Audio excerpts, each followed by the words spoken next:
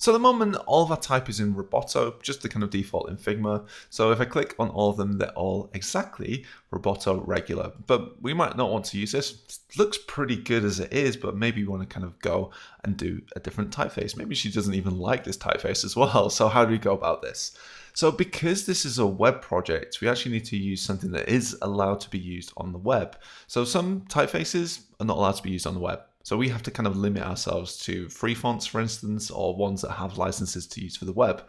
So the one thing that we're going to be using is actually Google Fonts. So this is fonts.google.com. And in here, we have nearly 1,000 typefaces that we can use.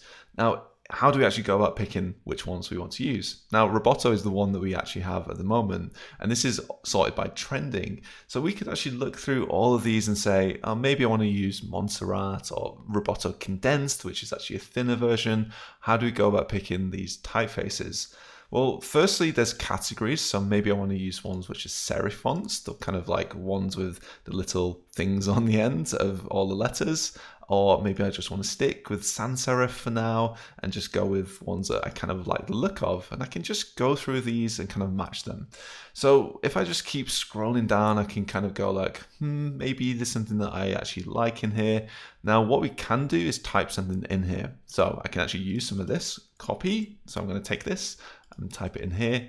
And this is going to be something like a sentence or paragraph. I can actually pick if I don't have any text. So I can kind of look through this and kind of pick and choose what I like. Now, if I just quickly pick one of these, so let's see the Nito Sans. So here we can actually see what it looks like at different sizes. I've got things like 16, which is this small. So maybe I can go, maybe this one looks pretty good. There's some text. Does it work well at bigger sizes? Maybe 40 is one that we picked. It's okay, it's not great. Maybe I want to just stick with the Nito Sans for the kind of default one. So for the smaller one, I'm just going to say this one is going to be the Nito Sans. And I can actually pick this from this drop down. If I can scroll through, I can quickly find, well, not too quickly, but the Nito Sans is in here. And I actually change this as well. By default, the regular one works for me. But this at the moment feels like it clashes, it's too close to each other. So maybe I want to move away from Roboto. Now, luckily as part of this, if we scroll down to the bottom, there are things like this up here now, pairings. We can actually see what it works with. So there's a few things that we can actually pick this to go with. So maybe Roboto with a black weight, no, kind of maybe the other way around as well. Maybe that kind of works. That could work for us. Maybe black goes to bold, a little bit too thick. That could work for us as well. So what I can do is actually use some of these tools on top of this.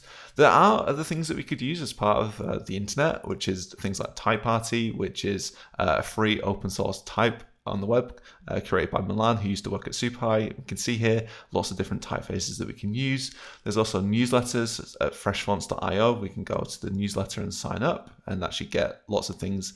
There's us, actually, hello. And also there's places like Typewolf as well. Now, the one that we're actually going to use in the end is one called Josephine Sans. So I'm just going to quickly find this one, Josephine Sans, that one, and Josephine Sans on that as well. And again, I can play around with some of the weighting on this. So maybe I want to make this a little bit more thicker. Maybe some like semi-bold works for here and regular works for that. Again, this is kind of playing around with some of these types on Google Fonts and seeing what works together. So use some of the kind of resources that we've used. This is the one that we're actually going to use as the final one. But what we can do is play around with this. And again, similar to the color, this takes time. Like, don't expect it to be perfect on the first go. This one took a long time for us to work on and actually get it right. So don't feel too frustrated. Keep going, keep trying out different things.